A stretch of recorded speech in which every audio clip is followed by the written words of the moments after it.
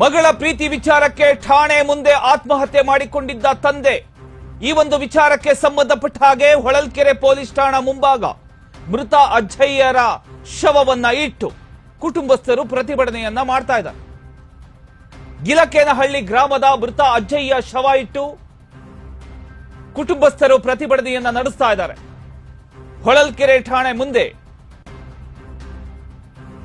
ಅಜ್ಜಯ್ಯ ವಿಷ ಸೇವಿಸಿ ಆತ್ಮಹತ್ಯೆ ಮಾಡಿಕೊಂಡಿದ್ರು.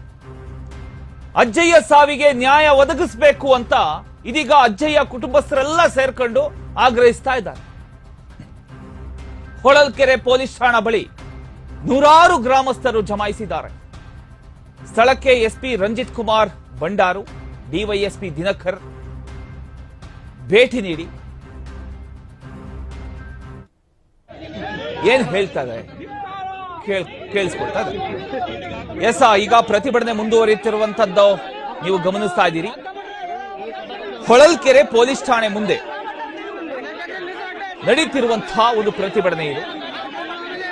ಅಜ್ಜಯ್ಯರವರ ಶವವನ್ನ ಇಟ್ಟು ಪ್ರತಿಭಟನೆಗೆ ಮುಂದಾಗಿದ್ದಾರೆ ಅಲ್ಲಿನ ಗ್ರಾಮಸ್ಥರು.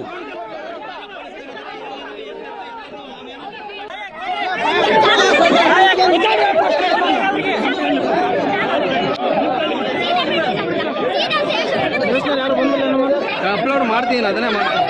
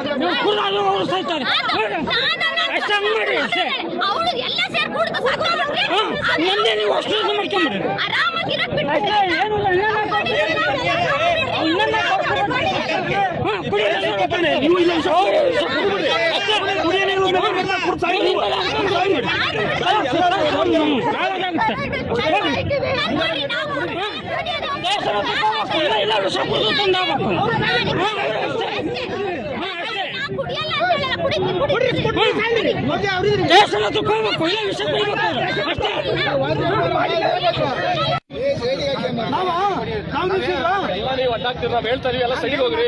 ಹೈವೇ ತಪ್ಪು, ನೀವು ಆಡ್ತಿರೋ ತಪ್ಪಿದೆ.